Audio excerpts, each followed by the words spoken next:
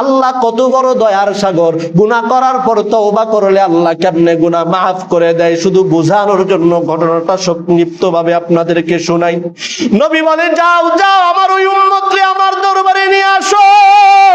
নবীর সাহাবী ওই যুবককে নবীর দরবারে হাজির করিয়া দিছে। নবী আমার যুবককে ডাক দিয়া বলেন, যুবক তুমি কেন চৌরাস্তার মোড়ের ভিতরে এরকম ভাবে পাগলের মতো কান্না করতেছো?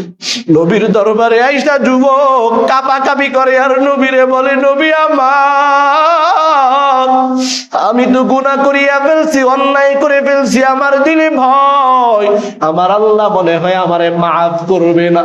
নবী বলে, যুবক তুমি কি গুনাহ করছো? বলে, নবী আমি অনেক বড় গুনাহ করছি। ও নবী আমার বলে, ও যুবক বলো তুমি কি আল্লাহর আরশের চাইতেও আসমান জমিনের চাইতেও বড় গুনাহ করছো? যুবক বলে, নবী আমার অন্তর বলে আসমান জমিনের চাইতেও বড় গুনাহ আমি যুবক করছি। ও যুবক তুমি বলো আল্লাহর কুরসির চাইতেও তুমি কি বড় গুনাহ করছো? যুবক বলে, ইয়া রাসূলুল্লাহ, ইয়া হাবিবাল্লাহ, আমার অন্তর বলে, আমার দিল বলে আল্লাহর কুরসির চাইতেও বড় গুনাহ করিয়া ফেলছি। নবী বলে, যুবক বলো বলো তুমি কি শিরক করিয়া ফেলছো? বলে, না না নবী আমি শিরক করি নাই। তুমি কি কুফরি করিয়া ফেলছো? বলো, না না নবী আমি কুফরি করি নাই। ও যুবক তাহলে তুমি কি কাউরে খুন করছো? বলে, না না নবী আমি কাউরে খুন করি নাই। বলে, তাহলে কি গুনাহ করছো বলো?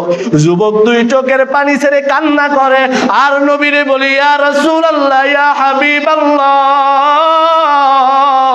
আমি হইলাম এমন একজন গুনাহগার, আমি হইলাম এমন একজন যুবক, আমি হইলাম একজন পেশাদার কাফন চোর। ও মুসলমান এই ঘটনা আপনারা অনেক আগে হয়তো বা শুনছেন, সংক্ষিপ্ত ভাবে শুনাইয়া দেই। যুবক বলে, নবী আমি একজন পেশাদার কাফন চোর। মানুষ মারা যাওয়ার পর আমি রাতের বেলায় কবর খনন কইরা ওই মরা দেহ থেকে কাফনের কাপড়গুলো খুইলাই না বাজারে বিক্রি করি।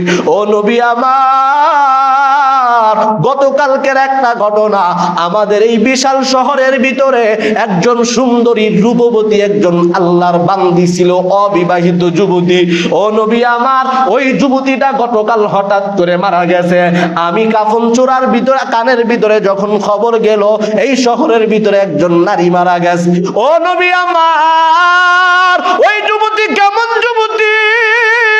ওই যুবতীর মতো সুন্দরী আর কেউ নাই। ওই যুবতীর বিয়া করার জন্য অনেক অর্থ সম্পদওয়ালা বড় লোকের সন্তানরা টাকা পয়সা নিয়ে সিরিয়াল লাগিয়া থাকতো তারে বিবাহ করার জন্য, কিন্তু যুবতী কারো প্রস্তাবে রাজি হয় নাই।